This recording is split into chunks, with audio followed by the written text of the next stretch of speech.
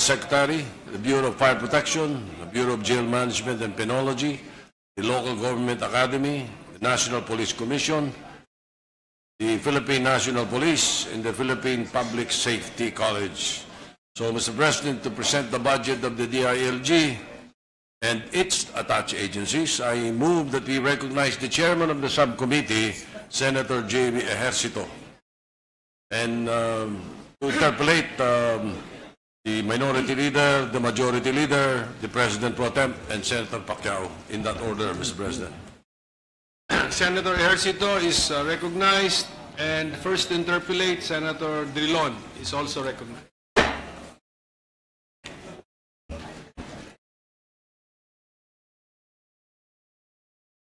Thank you, Mr. President. Will the gentleman from San Juan and Vice Chairman of the Committee on Finance in charge of the budget of the DILG and its attached agencies yield the floor to a few questions? Well, certainly, Mr. President, to the minority leader, the distinguished senator from Iloilo. Thank you, Mr. President. We start probably, Mr. President, by spreading into the record the memorandum from President Duterte dated October 10, 2017. And in this memorandum, the President directed that, quote, in order to bring order to the operation / campaign against illegal drugs, thus pinpointing precise accountability, I hereby direct the NBI, the PNP, the Armed Forces of the Philippines, parenthesis AFP, parenthesis, comma, Bureau of Customs, Philippine Postal Office, and all other agencies or any and all ad hoc anti-drug task force to leave the PDEA as the sole agency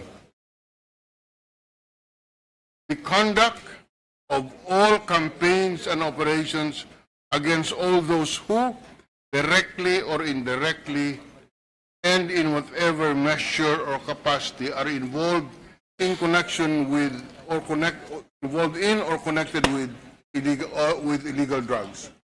All information, data received by the NBI, PNP, AFP, Bureau of Customs, Philippine Postal Office, and all other agencies or any and all ad hoc task forces shall forthwith be relayed, delivered, and brought to the attention of the PDEA and its appropriate agency. The PNP shall at all times maintain police visibility as a deterrent to the illegal drugs activities, leaving to the PDEA, however, the conduct of anti-illegal drug operations as aforestated. End of quote.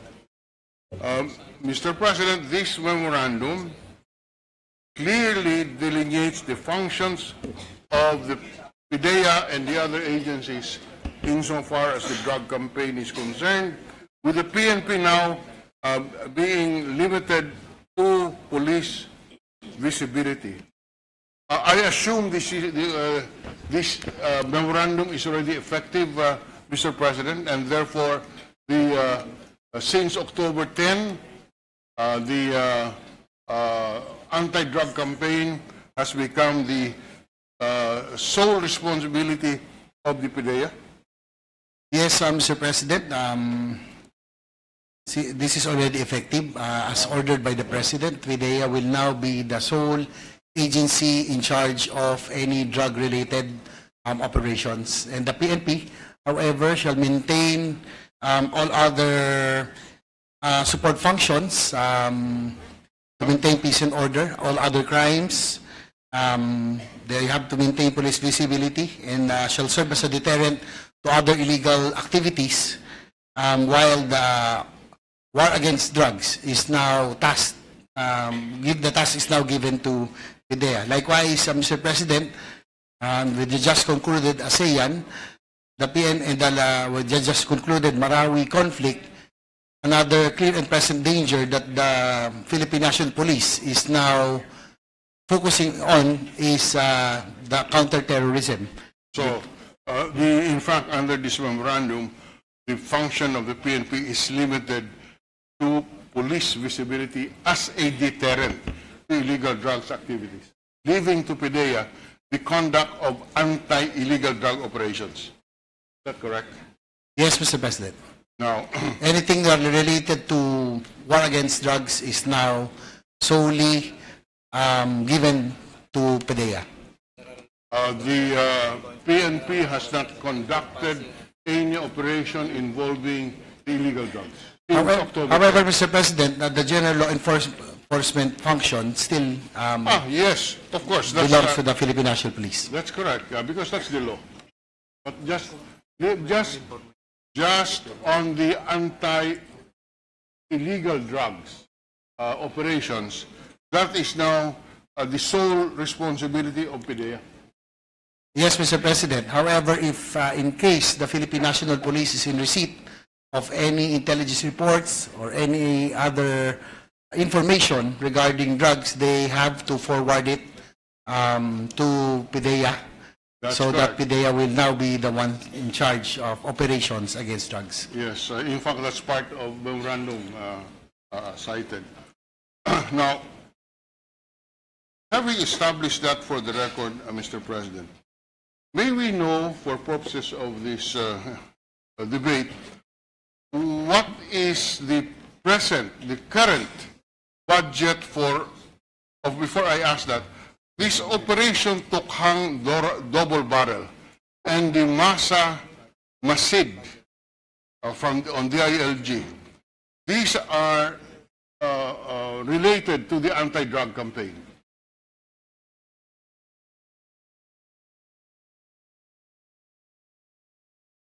Mr. President, the Masa Masid, aside from the anti-drug campaign, it is also anti-corruption, and anti-criminality, and anti-violent extremism. Okay. That falls under the program Masa Masid. So, but part of that is illegal drugs campaign, Masa Masid. Is that correct? Yes, Your Honor. Would the gentleman be able to disaggregate how much is for illegal drugs, how much for the other activities? Is that feasible? At least for purposes of the present allocation?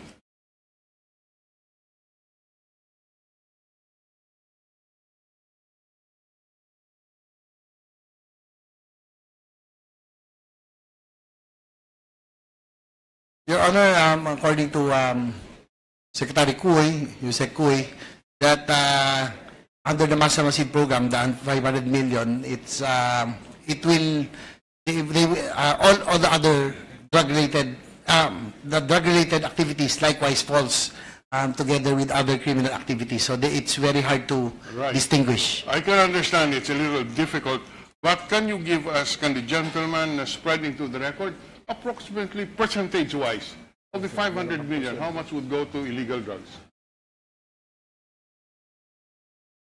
In their estimation, Mr. President, Your Honor, about 1/3 of the budget will go to anti-illegal. Of the 500? Of the 500 will go to war against drugs. Roughly about 150 million. They're about, Mr. President. All right.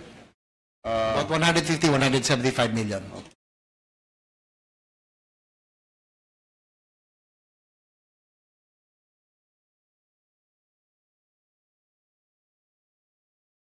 Now, what about this is the 2017 2017 appropriation. Is that correct?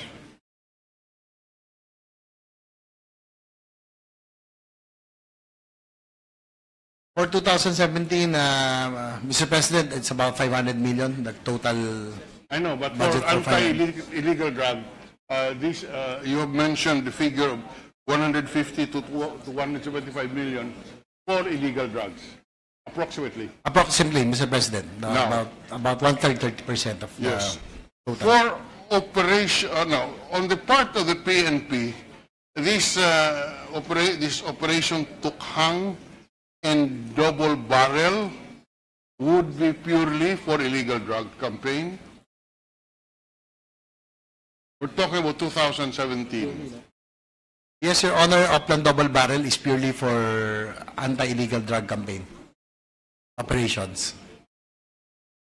Okay. Would the gentleman sponsor be able to spread into the record approximately how much already has been disbursed out of this 900 million under the item Operation Tukhang, which is purely for illegal drugs campaign?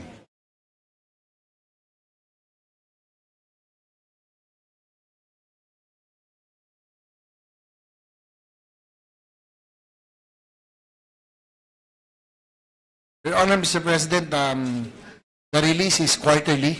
So for 2017, probably about 200 million is left out of the total. So approximately About 200 million. So approximately 700 million, more or less, for the 3 quarters have been released to the PNP. About 675 to 700 million, Mr. right. President. 675 to okay. Now, this is both operation and intelligence and confidential funds for process of classification. Yes, yes, Mr. President. It's for intel and for operations purposes. Would the gentleman be able to disaggregate on a very rough basis how much is intelligence and confidential, how much is operation? Out of the 675 to 700 million.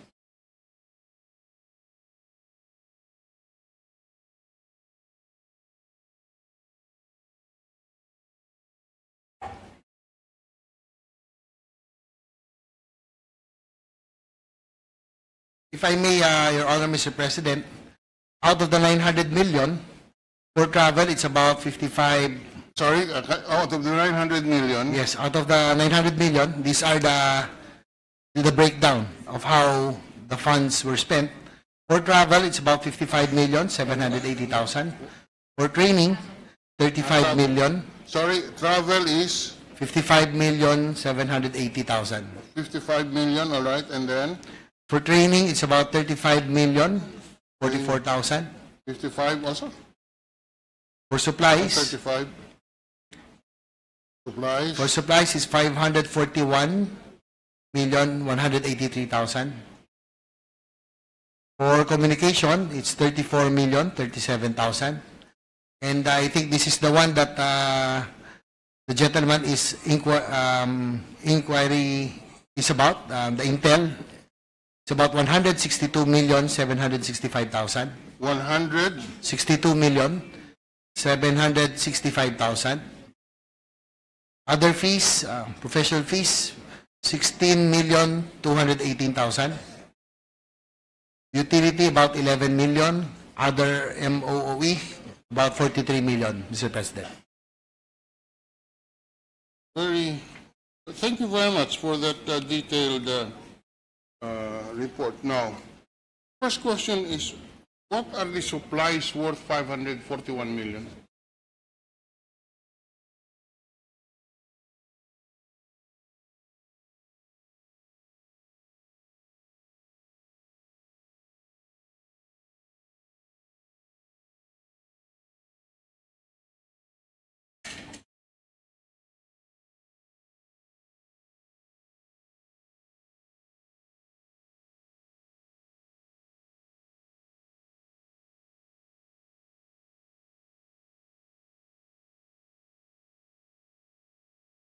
Mr. President, I have with me here the breakdown of the supplies and materials amounting to 541 million. For office supplies expenses, about 171 million. Food supplies expenses, 70 million. Medical, dental, and lab supply expenses, about 30 million. Fuel, oil, lubricants expenses, 129 million. Military, police, and traffic supplies expenses, 6.4 million. Other supplies and materials expenses, 133,336,000. These are only for anti-illegal drugs aspect, because I assume the budget of the PNP would also include such items for operations, etc. But this is exclusively only for the anti-illegal drug. Yes, Honor. Yes, Your Honor, Mr. President. Can we repeat that? The 171 million is for Office supplies, expenses. office supplies. What kind of office supplies would be needed for anti-illegal drug? 171 million.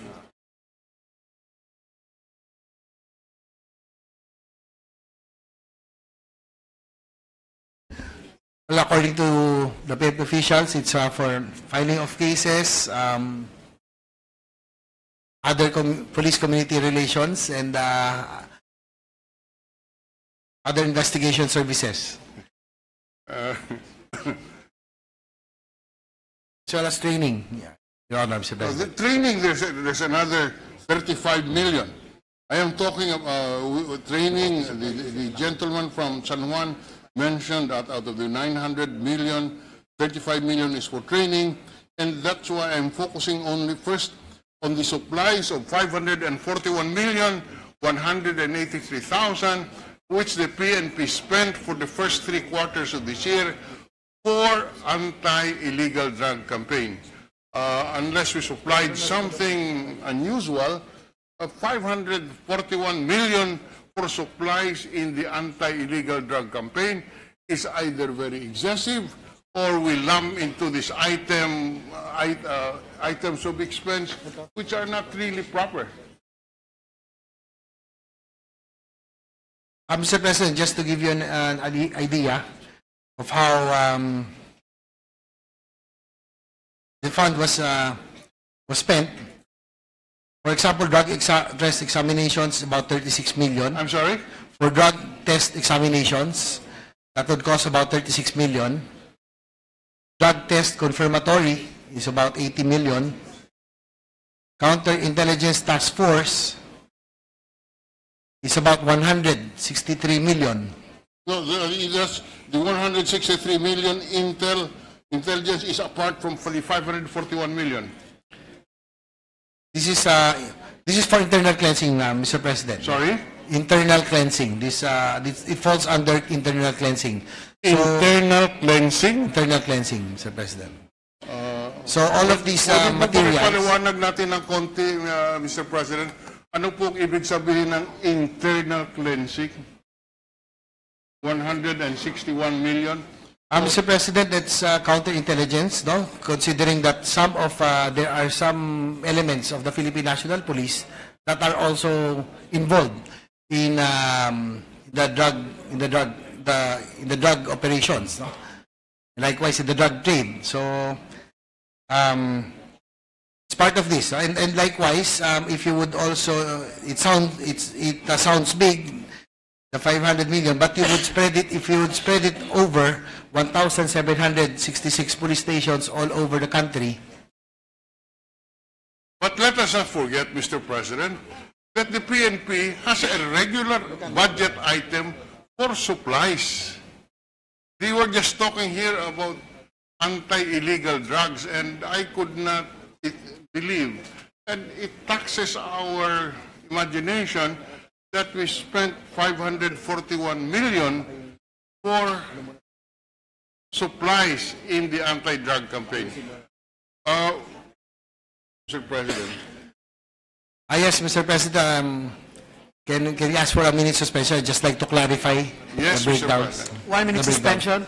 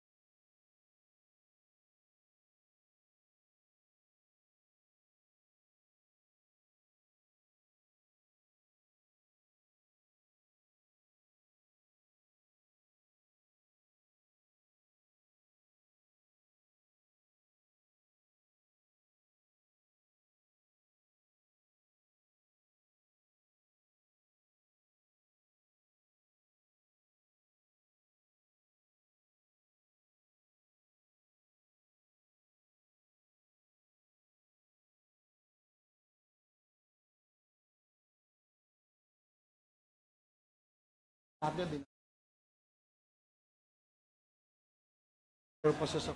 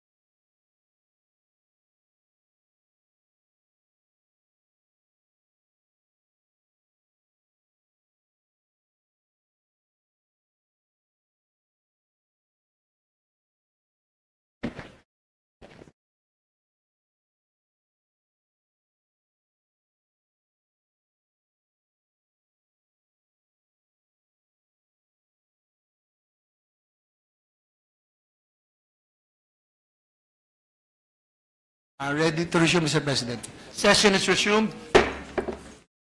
Going back to the query of the gentleman from Iloilo, just to give him an idea, there are a total of 2,060 operating units for double barrel. I'd just like to give you the breakdown. For national operating support units, there are about 170. Regional headquarters, 17. Provincial headquarters, 82. Police stations, 1,766. City police offices, 20. District police offices, 5. So if the 900 million, Mr. President, if you would divide it by 2,060, it will come out to about 436,893 per unit. And if you divide that, Mr. President, for 12 months, that will come out to about 36,407 per unit.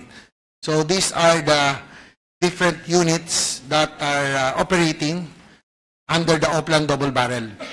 And according to the number of personnel, likewise, additional information, out of the 900 million, there are about 181,355 PNP personnel. That will come out to about 4,963 or 413 per month, or 13 pesos per day for every personnel. But we must not forget, though, Mr. President, that there are also items for travel, there are also items for training, there are also items for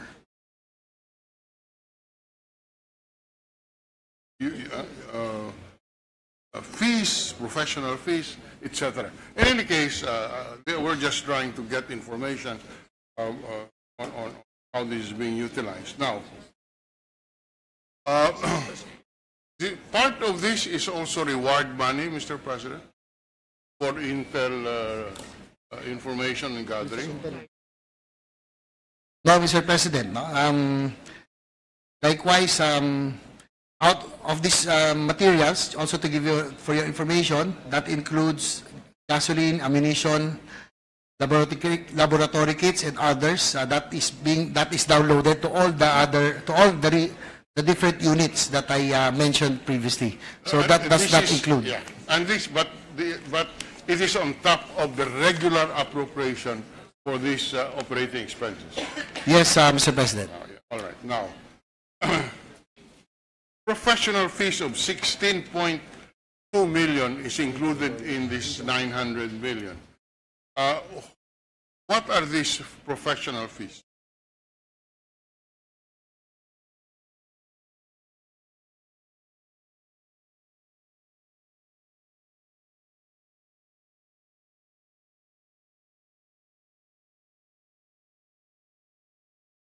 Mr. President, that budget is for training, which includes also capability enhancement and likewise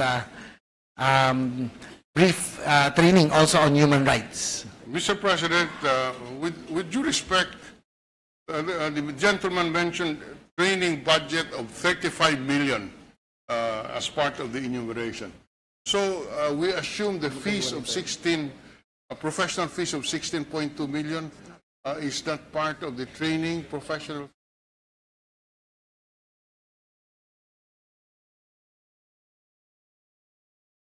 Meron po kayong binanggit kanina, 35 billion as training, for training. Mr. President, Your Honor, not to be corrected, no? The professional services of 16 million, I did see the page, oh. It's for legal services about 15,457,000, and other professional services is 543. So I ask for your indulgence, Your Honor, Mr. President. Okay. So these are for legal fees. Yes, Mr. President, for legal services and other professional services, Mr. President.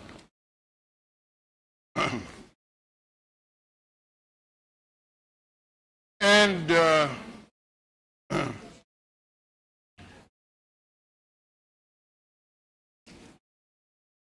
so if the PNP was going to do the anti-drug campaign in 2018, the budget of 900 million under the double barrel project would follow the same segregation, more or less, if it continues. Yes, Mr. President, more or less, they will follow the same program. Now, all right, let's go to this Masa Masid. The 500 million is allocated under the present budget, under the present General Appropriations Act. Is that correct, sir? Yes, Mr. President. Again, I ask the same question. How much has been released out of the 500?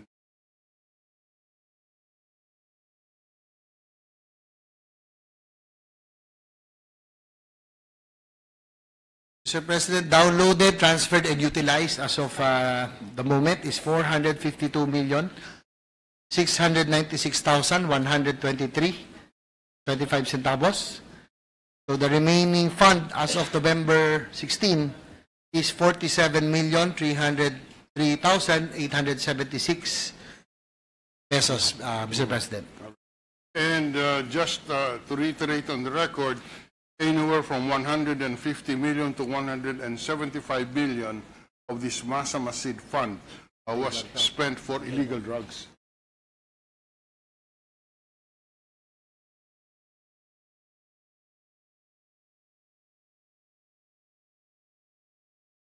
I mean, yes, Your Honor, Mr. President, about one-third likewise. I am being corrected by Senator Lacson. The proper statement should be 175 million for the campaign against illegal. I stand corrected. By the way, while we are on this, the present budget of the PNP under the 2017 General Appropriation Act is 111.6 billion, and in 2018 it's 131.2 billion. Is that correct? Yes. Yes, Mr. President, that's correct. Would the gentleman know how much was the budget of the PNP when Senator Lacson was the head of the PNP? Mr. President, probably the records, it's more than 10 years ago, so probably the PNP don't have the records anymore. You don't have. For the information of the gentleman. For the moment, Mr. President. No, the gentleman, the Senator Lacson, advised me about this. And the budget of Senator Lacson then for the entire PNP was exactly 12 billion pesos, just for the record. Now it is now 131 billion pesos. All right. Well, that's correct, Mr. President, because of the increase in the number of personnel in the last 10 years Yes. or more. Okay, but talking about personnel, we noticed that the PNP is not able to utilize the budget for new hires. For example, just as an example, you're talking about positions. The unfilled position in 2017 is almost 26,000 unfilled position. In 2016, this was just about 22,000. In other words, there was an increase in vacancy of about 4,000, notwithstanding additional budget for new positions. So Mr. President, when we were handling the PNP budget decades ago, 20 years ago, the same phenomenon was taking place. We are always budgeted by the PNP for additional funds for positions because we wanted to approximate the ratio of 500 individuals for 500 residents for every one policeman. So we keep on adding personnel, but the vacancies keep on going up. And if that was the situation in the late 1990s, it continues to this point. In fact, it's getting worse. So, again, I assume that in 2018, there is again, are there again new positions that are being asked for? Mr. President, the recruitment is now ongoing, and likewise the promotions. But unfortunately, according to the PNP personnel, they lack the fund for recruitment. That is giving them the problem on why they cannot fill the positions as of the moment. So that's why they are requesting for additional fund for recruitment, Mr. President. Mr. President, I can assume that the operating funds necessary for recruitment is not substantial. It's just the normal practice. But here we are talking about inability year in and year out of the Philippine National Police to recruit enough personnel, uniformed personnel, in order to approximate that ratio under the law of one policeman for every 500 residents. So I don't think that the alleged lack of operating expenses for the recruitment is a reason. I think we should be given a better rationale than lack of funds to recruit. That's very shallow, if I may say, Mr. President, with all due respect to the sponsor who is just spreading into the record the information he received from our resource. But I think the resource persons are not being straightforward about it. That's why we're asking about this, since it was mentioned. Mr. President, just to give you an example, out of the 26,000 applicants this year, only 2,000 passed. So there's really, that is the dilemma of the PNP right now. Likewise, to give you... So if that is the dilemma, it's really the lack of applicants, not the lack of funds for recruitment.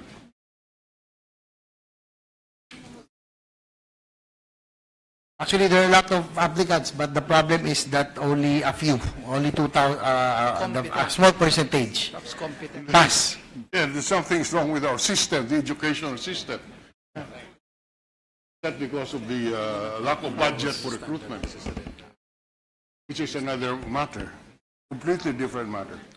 Yes, Mr. President, but also I was also told by the Secretary that they, even if they are in a dilemma, they do not want to lower the standards. Fine. So we just have to, place it of record so that at least we know what the public's informed of what the situation is and why this is happening. In any case, in the proposed 2018 budget, Masa Masid, which is a program, is allocated again another 500 million. Is that correct? 500.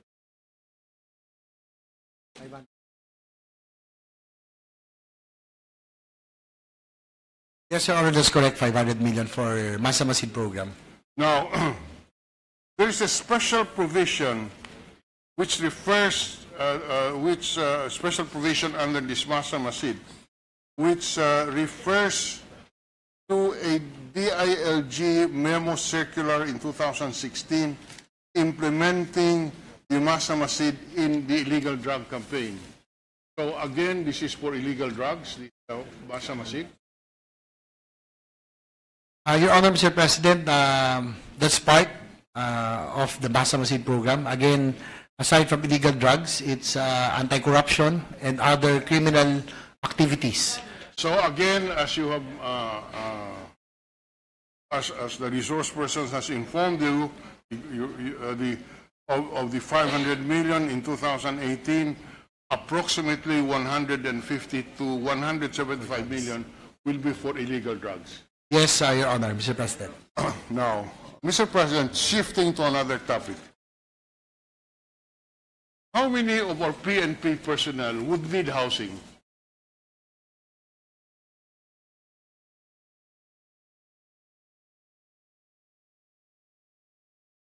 Because we recall that a few months ago, in the province of the presiding officer, Senator Villanueva, the urban poor under the organization of Kadamay has taken over housing units designed for the Philippine National Police. So first, may we know how many of our members of the PNP would be in need of housing? How many of those units in Bulacan were designed or were built for the PNP personnel? So, and what is today our need just for PNP on our housing? Mr. President, estimated need for the Philippine National Police personnel is about 10,300 as of the moment. 10,300 units of housing is needed for PNP. Yes, Mr. President. And would the gentleman is also the chair of our Committee on Housing. Would the gentleman, a good sponsor, be able to give us an estimate of how much 10,300 units of housing would cost?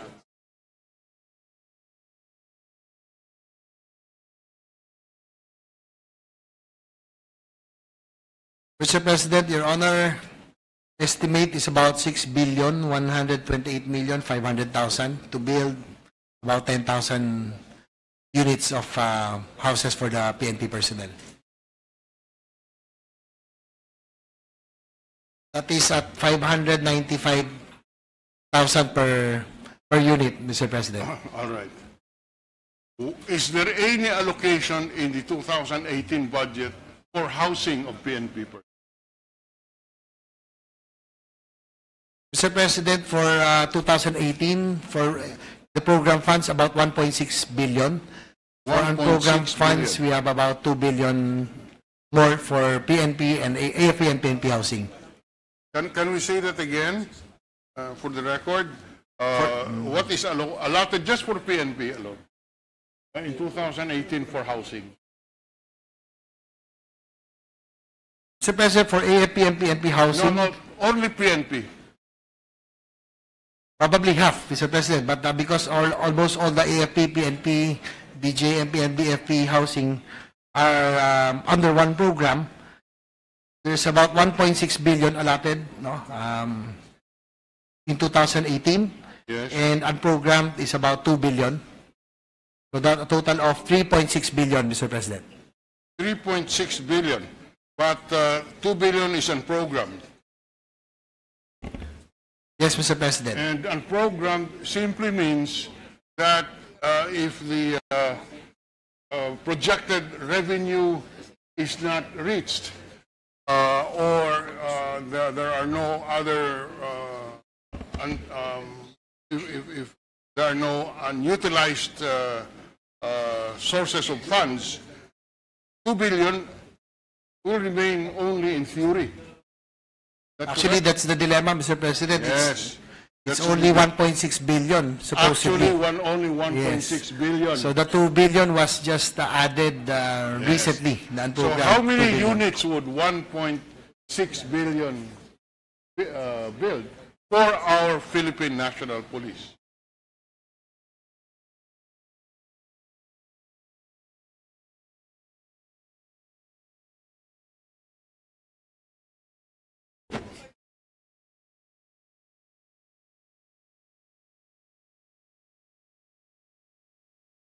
For 1.6 billion, Mr. President, that would be able to construct about 450 units, Mr. President, for the PNP.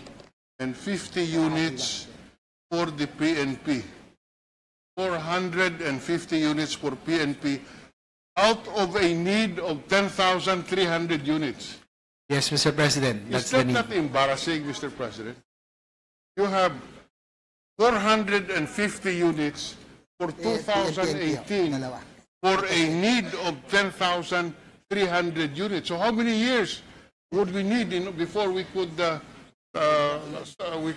come up with a decent housing program for our Philippine National Police? Again, I repeat, in 2018 budget, there is only an allocation of 1.6 billion, which will build 450 units for our police forces out of a total need of 10,300 units at a cost of 6.1 billion. So how many years do you think would it take before we can address these housing needs of our Philippine National Police? Mr. President, at the current situation and the current pace, it will take about 22 years. No? So there really is a need for us to really improve the housing program. And likewise, I'd like to take this opportunity to thank the minority leader for trying to add and augment the budget for housing. Because at the current situation, it will take about 22 years. So we really need to do a lot of reforms, especially probably if we can already create a full-fledged department that would really take care of the housing program so that it will speed up and increase the production of the new models of the AFP and PNP housing, Mr. President. Distinguished colleague, if I may just interject, the unit cost would be 595,000 per unit. Is that correct? Yes, Mr. President, that's correct. This is not the same amount used in the housing project in my beloved province in Bulacan, distinguished colleague. Just to put on record. Mr. President, it is already different. It's a lot bigger. It's a lot bigger. Yes. Before it was only 24 square meters, but now upon the directives of the President, the minimum size for AFP and PNP housing will be 40 square meters. And there will be about 3 different models to choose from. So the minimum is 595,000 per unit. That's the lowest model. Okay. Thank you, Mr. President. Mr. President, the answers of the gentleman really is enlightening. In 2018, there is approximately 1.4 billion in Operation Tukhang and in Masa Masid budget. Roughly 1.4 billion. That's 900 plus 500. In 2018, the present allocation for the Philippine National Police for housing is only 1.6 billion. We would propose, and I hope that the gentleman will be open to this, in the period of amendment, we will propose that 1.4 billion of operation of the Tukhang double barrel and the Masa Masid be moved for the housing of the Philippine National Police since the PNP is no longer involved in illegal drugs. And this is principally, these two items are on illegal drugs. As I said, we want to make it of record that we will be proposing in the period of amendments the realignment of approximately 1.4 billion, because there is another item here for anti-illegal drugs information system. This is roughly 1.4 billion. We will realign this and put this as housing for the PNP personnel, as under the circular of the President, PNP is no longer involved, will no longer be involved in illegal drug campaign. Yes, the recommendation of the minority leader is well taken, and we will take it seriously take it into consideration. But likewise, also let me put on record that there are equally important problems right now that we are facing, like counterterrorism, which this representation feels that we have to augment. With the just concluded ASEAN, terrorism was one of the more important topics, and likewise with the just concluded Marawi siege.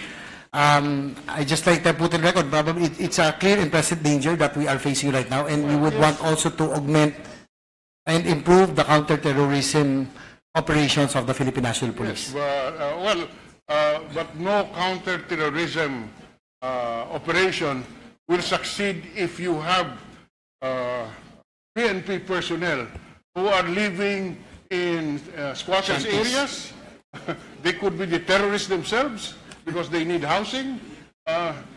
So we better give it a close look, Mr. President. And at this point, we yield the floor to Senator Lacson. Yes, with the indulgence, we recognize the former PNP chief. Yeah, with the permission of the two gentlemen on the floor, I divided 1.6 billion by 595,000, and it's 2,689. So I was just wondering, why would the PNP be allotted only 432 housing units out of the 2,689 units that can be built with 1.6 billion budget? I do not know. I'm just taking the figures I'm asking the gentleman. Mr. President, because thank you for the clarification from Senator Lacson, but included in the AFP, PNP housing are BJMP, BFP, and other.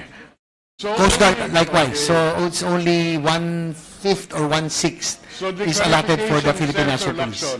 Is that PNP would only be entitled to about 400 or so units. The others would go to the other. So, you know, with more reason that we should transfer, we should realign the 1.4 billion purely for the personnel of the Philippine National Police, because terrorism, I'm sure, is budgeted elsewhere. The AFP would have its own budget on that. The Office of the President has enough funds for this.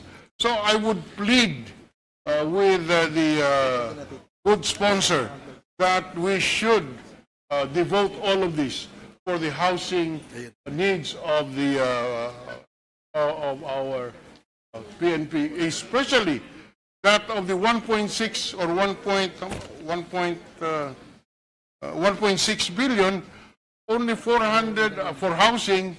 For the AFP, DILG, PNP, AFP, only 460 units in next year would go to the PNP, and the need is 10,300 units. Maawa naman po tayo sa ating mga kapulisan. Wala pong bahay. Siguro naman yung mga sinasabi nating ibang pangailangan ay pwede matugunan dun sa ibang budget ng ating halaan. Yes, Mr. President, Your Honor, I'd like to thank the gentleman, our minority leader, for the concern for our men in uniform. Indeed, that is really needed, no, for our personnel to have a decent life and at least keep them away from other temptations. They have to have decent housing, and I'd like to thank the gentleman for the minority leader for having that desire to provide for our uniform personnel. So we will just wait for the proposed amendments of the gentleman and the period of amendments. However, again, I would like to also reiterate that because of the recent current situation, again, because the budget that we currently have right now for counterterrorism is only for operations, so MOE. There is a need for trainings abroad, no, because there's terrorism, the need to buy sophisticated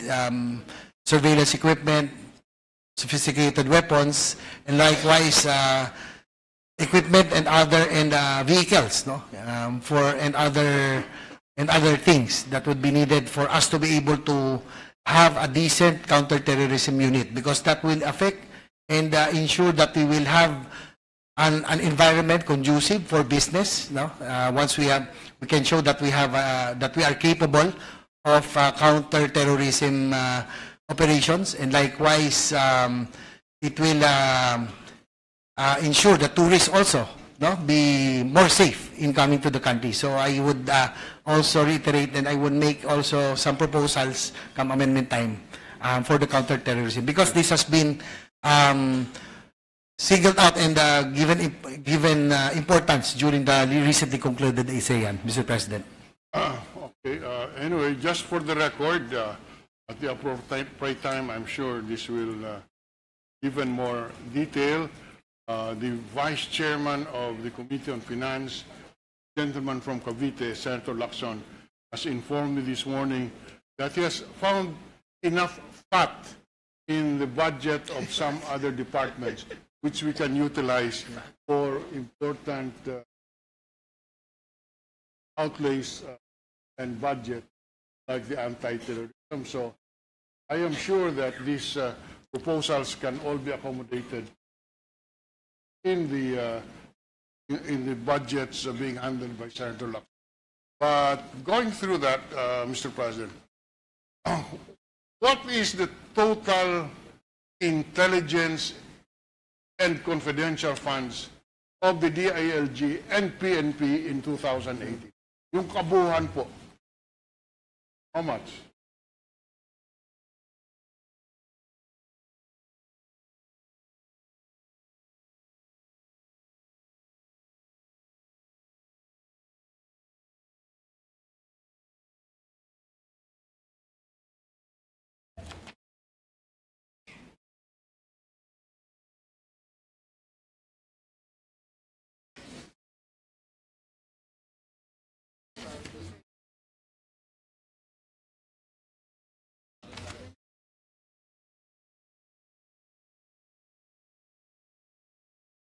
Mr. President, for 2017, sorry, the intelligence fund of the PNP is 306 million.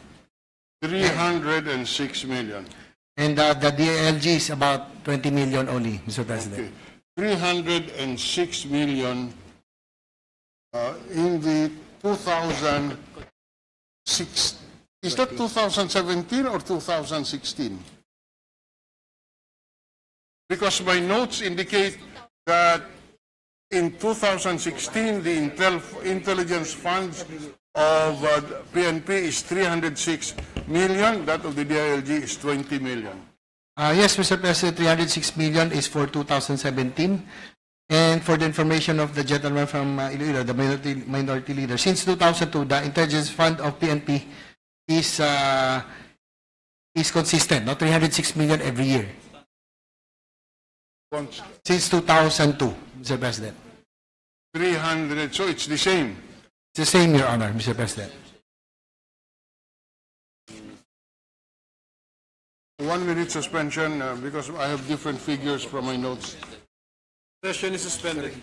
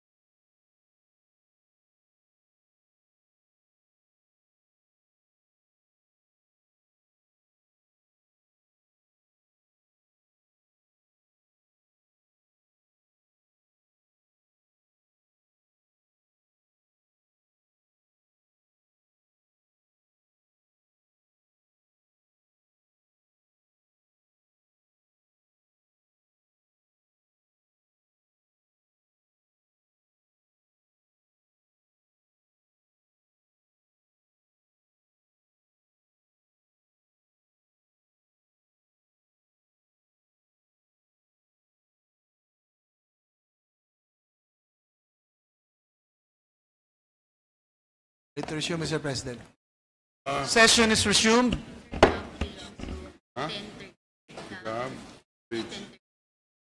Mr. President, the gentleman sponsor asserts upon the advice of the resource persons that the intel funds of the PNP has remained constant since 2002 at 306 million. For 2017, may I refer the gentleman to the official gazette, volume 112, number 1, page 1236, wherein the intelligence funds of the PNP is indicated at 468,794,000. Yes, Mr. President. No? As I mentioned earlier, since 2002, the intelligence fund of the PNP is pegged at 306 million every year. However, in 2017, it's 468,794,000. 468,794,000 because the 162 million came from the anti-illegal drugs campaign or the Oplan double barrel, Mr. President. So that's the reason why for 2017 it's 468 million. And for 2018, under the General Appropriations Bill, page 1035, the intelligence funds of the PNP is now 969,029,000. Is that correct for the record? Yes, Mr. President, that is the proposed budget for intelligence by the Philippine National Police, because the justification will be as follows: that there is a need for the following: the globalization of terrorism, as evidenced by the Marawi ISIS-inspired siege, and likewise they need to improve counterintelligence for local and foreign threats, support covert surveillance and monitoring against crime syndicates, local and foreign terrorist group, and other threat like ASG, DIFF, and ISIS and other threat groups. Address the globalization and expanded go-anywhere international conduct of terrorism, especially that of the Islamic State in Iraq and Syria or the ISIS from expanding in the Philippines. Prevent and stop other forms of transnational crimes like arms trafficking, illegal drugs and firearms shipment, human smuggling and kidnapping from escalating to other areas in the Philippines. And likewise, I'll just mention two more. Intensify target hardening measures and the expansion of counterintelligence strategies for local and foreign international terrorists and threat groups in the country, especially in Mindanao. And last but not the least, identification of terrorists and crime groups, syndicates, leaders, members, and their supporters, and or unscrupulous government politicians engaged in illegal activities. Mr. President, Mr. President, it is really something to hear that from today, from 2016, where the intelligence fund was only 306 million, it tripled to 969 million. Suddenly, all of these activities mentioned and enumerated by the good sponsor as relayed to him by a resource person happened in the last, last 2 years, or last year, 2000, in the current year, and the next year expected to happen again, which necessitates an additional 663 million pesos in intel funds based on 2016 levels. It's a little difficult to believe this, Mr. President, but that's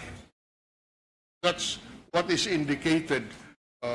In other words, so many activities suddenly require intelligence work that this 306 million trebled will be trebled by next year.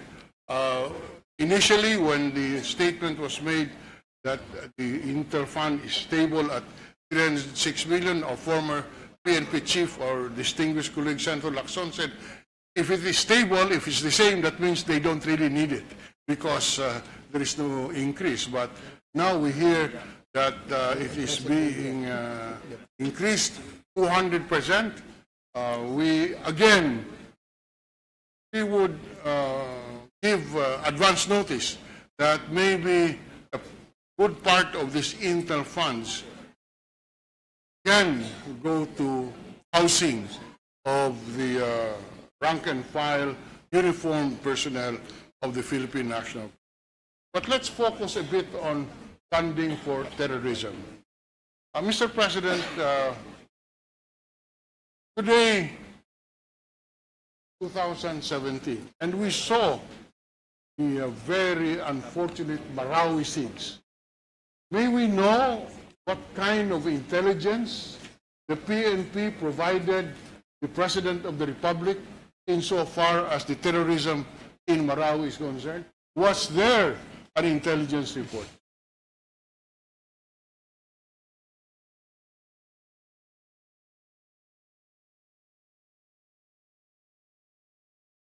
Mr. President, according to our DILG officials, of course, the Philippine National Police and the DILG are part of the National Intelligence Agency.